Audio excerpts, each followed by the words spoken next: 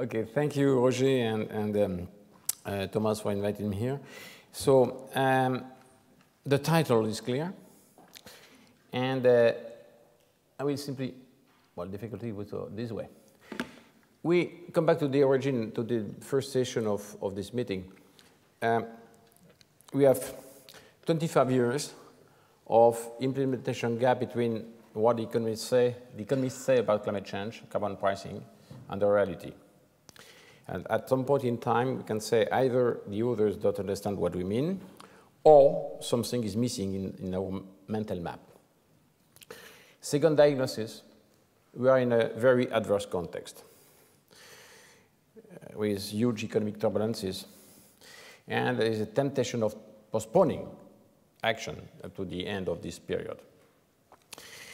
This is why I don't believe that there will be any serious climate action without convincing the climate agnostic policymakers who simply are concerned by other priorities like unemployment, debt.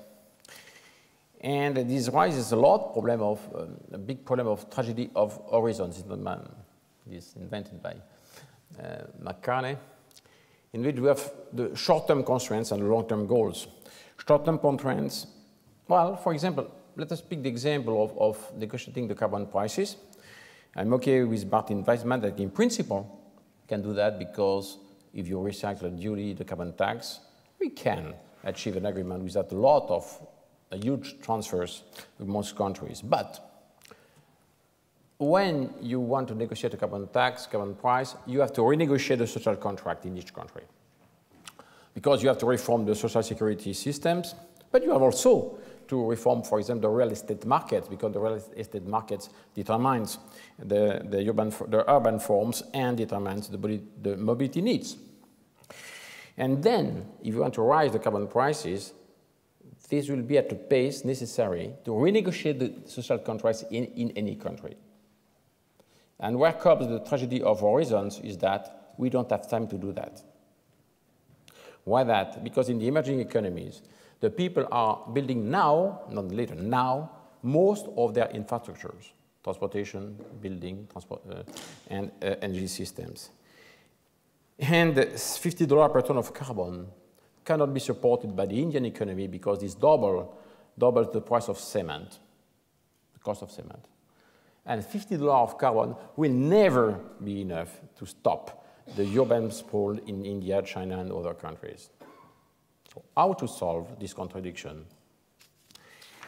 I come back, that's the point of integrating the story between the short term and the long term. I come back here because we have to say that we have to work with the climate agnostics. Stay here.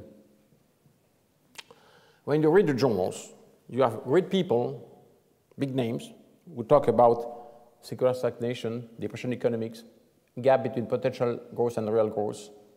At the root of that is Bernanke, Larry Summers, who talk about the chronic excess of savings over investment. We have too much savings and we don't invest enough. Okay, fine. And we have the other diagnosis that, well, the emerging economies, because of the Asian crisis in the past, they need to accumulate a lot of reserves in foreign currencies to have a war chest, and this led them to a too much export-oriented strategy.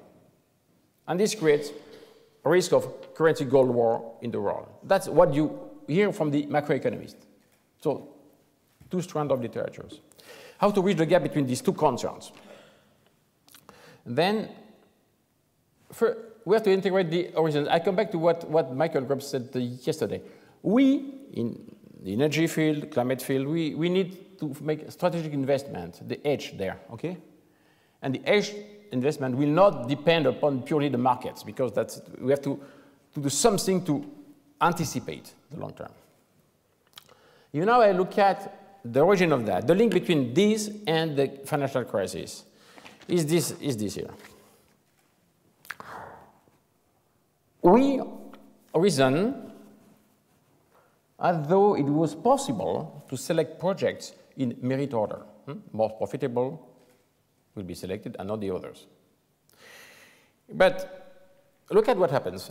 Assume that we have the project E and B, and with a carbon tax, A has an expected value higher than B. Well, first we have a problem, because the carbon tax, we have an uncertainty about the capacity of the governments to really implement it over the long run. $100? Okay, fine, I will do that, but I'm not so sure. Second, we have a problem with the uncertainty about the oil prices. Over the past 8 years, the implicit carbon price in the price of oil passed from $50 to $380. You can never expect to mitigate this type of uncertainty only with carbon pricing. So this explains why the people will not invest only if you put carbon pricing on the market. Because what? Look at it now, A and B. In this type of project, you have the problem that you can make mistakes, uncertainty about the cost of implementing the project, right? If you select B, oh, you make a mistake. The engineers are not good enough. You make less money. Now, if you pick A, with large upfront cost, you make a mistake. Then you approach some kind of a danger line here, in which your banker will say, oh, guy, you make a mistake. Then I lend you money, but with high interest rate. And your shareholder will say, oh, I don't believe you. I put my money elsewhere. And then you can have a deep decrease, a drop in the value of the firm. Then you will not invest here. What I describe here, for those, I don't comment because I don't have time, but there are some Americans there, okay? This is exactly what happened when the explanation behind the drop, the failure of the nuclear programs in the US after 1974. All the industry said, well, I don't want any nuclear power, too costly, too large upfront, I don't want to take the risk, because of the value of my firm. Then, once you have that in mind, what is the solution? I don't see what is the solution. What is the problem to be solved? Problem to be solved is that one. We have to move down this danger line, that's the role of finance, for low carbon investment. We have to redirect now and not later, now, the large saving pools available towards infrastructure investments, possibly low carbon. We have to increase the efficiency of sectoral policies and hedge against the fragmentation of climate finance. We have two talks here. We have a lot of imagination about climate finance. We can do that, but how to avoid the arbitrariness of the choices? We need something which makes that we move down this danger line with something which is connected with a notional price of carbon. And then I discussed with Michael Grubb yesterday, and he says that the English sometimes use better the French word when it is better than the English one. So we call that in French a prix directeur du carbone. Then we need to avoid the fragmentation and the arbitrariness to insert prix directeur du carbone in this process. And hopefully, that's the macroeconomic side. You can say now we will simply try, thanks to that, because we reduce uncertainty on investment, try and contribute to reduce the gap between propensity to save, propensity to invest, and will be good even for the macroeconomy. How can this be done? I'll just give very quickly this to simply say that a lot of agents are potentially interested, but we need governments and central banks and all the intermediaries. Then I will explain the process. I still have time to make a metaphor here. Prefer that. In the past, when you look at the railway revolution, what we did? We had guarantee on the investments, but we had assets.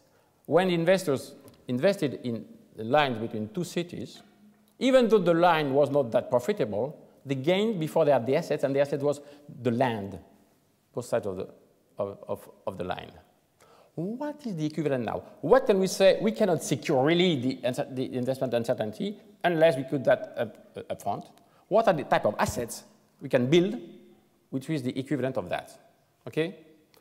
And the mechanic, and this one mechanic, other, because I talk about that many times in many places, but one concept, and then this can be absolutely discussed. You imagine that what we need? We need first the government. We say the asset is the avoided carbon. The avoided carbon is the asset, like the land. But this has a value, not left to the market, that's the difference, that the prix directeur. We agree that this has a value. So quantity and prices. If you have that, you can say you have a project developer needs 100 euro or dollar. And say, well, okay, we have a system in which you need 100, you will repay to me, the bank, 50 in cash. You will give me 50 in carbon certificates. Why the bank can do that? Because the bank can say, well, the central bank will accept that. And what will do the central bank? It will put that in balance sheet, and it will become a carbon asset. There will be an asset swap. And this will appear in the balance sheet of the bank like gold and like the foreign currencies. This comes to a money creation based on the creation of real wealth. Okay? If you have this system, to make the metaphor, you can say to people, well, instead of, for example, the people generating carbon assets because generating assets because, for example, the supermarket chains, when they invest in the cities, they create assets that the land be, okay, that they do. Instead of doing that, the government says, well, this is the real asset. We want that because we have a value on that. The merit of the system is, next slide here, I'm sorry, okay, is that this works only if you can redirect the savings, because the financial intermediaries will be capable to attract the private savings. Because they can play about they can produce carbon-based bonds, they can play with the pooling of the risks, and there's a huge leverage effect there. To be very simple, because I told that to my son, so I'm permitted by him to quote him.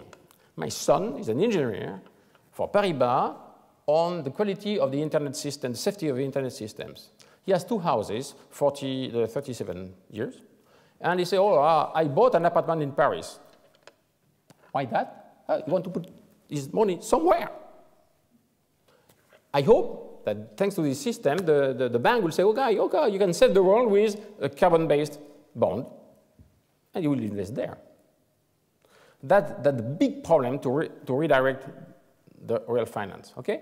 So you have this system. Once you have that, obviously what is needed is the key of the system, that the quantity, I will not develop a lot on that, I can respond to questions, okay? But the problem is the value, and I come back to the Martin Weissman story. I think we can negotiate this value. Why that? Because there's a sum of the social cost of carbon, the perception of the climate damages, and the co-benefits. And the point is that China, for example, can say, well, I will accept that because my coal problem and my health problem due to local production. The Brazilians can say, well, I have to accept that because I want to save the alcohol program. So the people can accept the system for various reasons. And I discussed that with Indians, with Chinese and others, and I can tell you that's possible. We have a corridor of prices in which you can accept that. So now the problem is, in terms of theory, what is the merit of the system? Is that we have to renegotiate the today implicit social contracts. And what we do is to say, well, we have the assets, which is the real commitment of the countries, of the government, who say, well, that's credible, I give you the money now. You can have the certainty now, okay? And obviously, this will help, in the long run, to upgrade the carbon prices for 2 reasons. First, for the same carbon price, there will be more investment, will accelerate technical change, and makes and you can respect the pace of renegotiation of the social contracts without postponing the hard investments, okay? So at the end, we have to work about the convergence between the value attached to the prix directeur and the real carbon prices. I will shift there to say that's a way in which we can convince the carbon agnostics to follow, because the climate transition is not a problem of huge additional investment, only 0.5% of the GDP. We make simulations with the figures of the International Energy Agency. That's more a problem of redirection. Second, you can bridge the gap between propensity to save and propensity to invest. You can organize north-south flows, which is online with the so-called Cancun paradigm shift, in which the criteria for the CBDR is no longer to share the pie, but to accelerate the transition and to help the countries to take the good bifurcations. You will make the emerging economies less forced to growth. Why that? Because the Chinese, for example, or others will reinvest more domestically than putting their money abroad. And discuss that with Chinese, then we can, in practice, you create a reserve currency, because we can use these carbon assets as a currency for the interbank payments, which is interesting for some large emerging economies. We discussed that with them. So I will conclude to say some good news here, because we developed that since years. And we have published a declaration that we have been signed by a lot of colleagues, in 72 lead authors of the IPCC.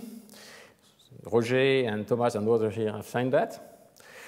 I insist on the fact that it's the result of the audivi interim partem, that's my Latinist fancy, which means I understood the language of the others.